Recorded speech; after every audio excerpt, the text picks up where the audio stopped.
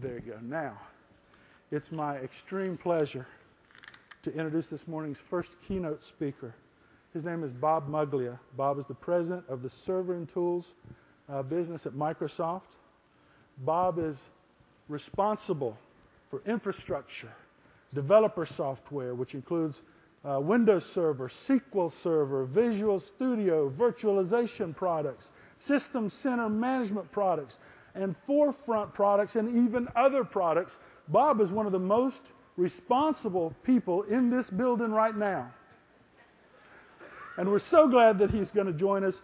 We're excited to have him here with us today. Please join me in welcoming Bob Muglia.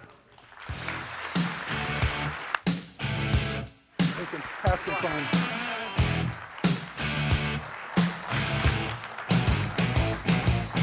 Well, good morning. It's really great to be here, and it's fantastic to talk to all of you today. What I'm going to do today is I'm going to start by going way, way back, going back to the really beginning days of SQL Server at Microsoft. It was on January 13th, 2008. Let me get this clicker. There we go. Oops. Get this back. It was on January 13th, 1988, that I was inside the Marriott Marquis Hotel in New York at Broadway. I'm sure many of you have been at this big hotel there. I was in an elevator, headed down to go to the announcement that day of the Microsoft Ashton Tate SQL Server. I had been with Microsoft for 9 days at that point. I joined early January. And this was the official announcement of the product that I was responsible for. I was the program manager, the only technical person on SQL Server at Microsoft on January 13th, 1988. And I got into this elevator, and we're going down a few floors, and the doors opened, and Bill Gates got in the elevator. I'd never met Bill before, so I took out my hand and I introduced myself, and I said, "Good morning, Bill. I'm Bob Muglia, the program manager for the product you're announcing today, SQL Server." And he looked awkwardly at me, and we rode down to the green room where he was preparing for his talk.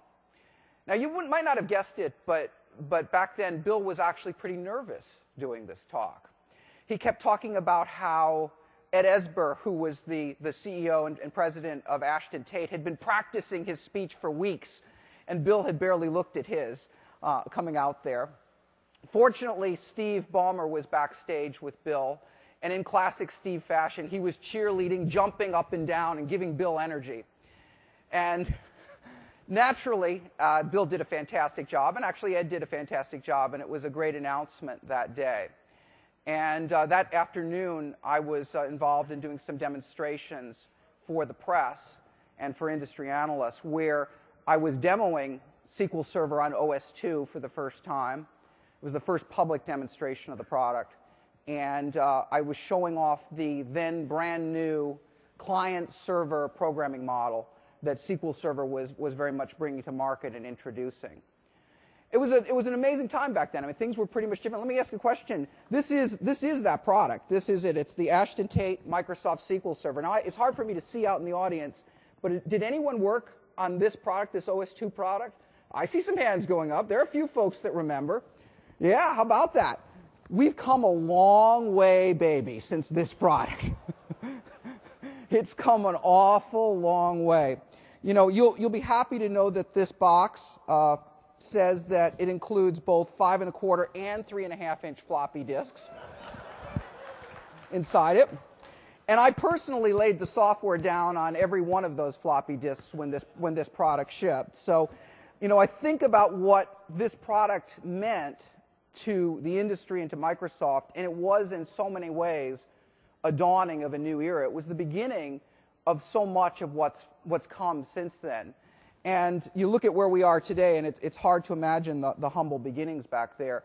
But I look back very fondly to that and look back to all of the work that everyone in the industry has done, our partners, all of you, together with the folks at Microsoft who've helped to bring SQL Server forward all of these years. And we've come such a far distance. I mean, if you look back then, what could we solve? What level of business problems could we solve? Well, as we introduced this product to market, Microsoft was a desktop company. We sold products like Word and, at the time, MS-DOS and OS/2. We weren't in the business space at all, and the number of business problems we could solve at that time, I could precisely measure at 0%. So there was no real business problems. All business systems ran on Unix systems or on mainframes or VAX computers back then. And over time, what's happened is the industry has matured, our partners have come so far, the hardware has come so way, and of course SQL Server has come so far during this period. And we keep driving this forward together with all of you to solve a broader and broader set of industry challenges and solve more and more business problems, more and more business opportunities. We're now at a point where I think it's really fair to say that almost any business problem can be solved by SQL Server and the applications that you and the people that work for you and that you work with build. I think it's fair to think that we can solve 99% of all problems. But there's still some that honestly, if we sit here honestly, that SQL Server isn't appropriate to solve. Really large data warehouses are a classic example of that. Or extremely large scale-up applications where today's limitations limit our ability to solve those last really high-end problems. Well, one of the things we'll talk about at this conference and today and as we go forward is all of the investments that we're making together with you to ensure that we will be able to solve all of the business problems that you have, 100% of all of the business problems. And so we're going to show some things. Ted's going to come out here, Ted Cumber's going to come out here and show some things that talk about ways that SQL Server is evolving and changing, really focusing on solving the problems that are important to you and are left to be solved. But what I wanted to do was talk about how, in the very short term, with the combination of Windows Server 2008 R2 and the upcoming release next spring of SQL Server 2008 R2, we're going to really help to solve the highest end scale-up business problems, business applications that you have. So what I want to do is show you a server rack we have on stage. This is a set of IBM servers. It's a single server that is running SQL Server. It's running both the pre-release of SQL Server 2008 R2 as well as Windows Server 2008 R2. And it's quite a bit larger than any machine that previously used to be able to run SQL Server. The capacity is quite a bit beyond that.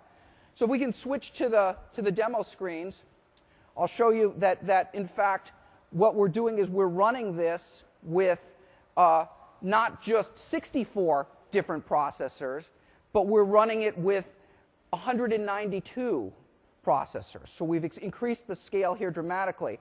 And here's an example of a workload that is running on 64 of those processors, the previous limit of what Windows and SQL Server could do, and it's pretty much maxing out the CPU. But with this new set of releases, what we can do is we can expand that capacity and go to 128 processors. And as we go to 128 processors, what happens is that they all start to take up the load, and they begin to run this business application very effectively with quite a bit of load available. And then, of course, over time, it's possible that the application workload for the business might increase, and there might be a need to put more capacity in the system. So in this case, you see the capacity that the CPU is going up as the load is increasing. And we're now once again to the point where the system at 128 processors is really at full capacity. But the headroom that we can provide with SQL Server is quite a bit beyond this. And so on this machine, we can go to 192 processors. And as we do that, the workload once again comes back down. Pretty good, huh? Good, 192 processors.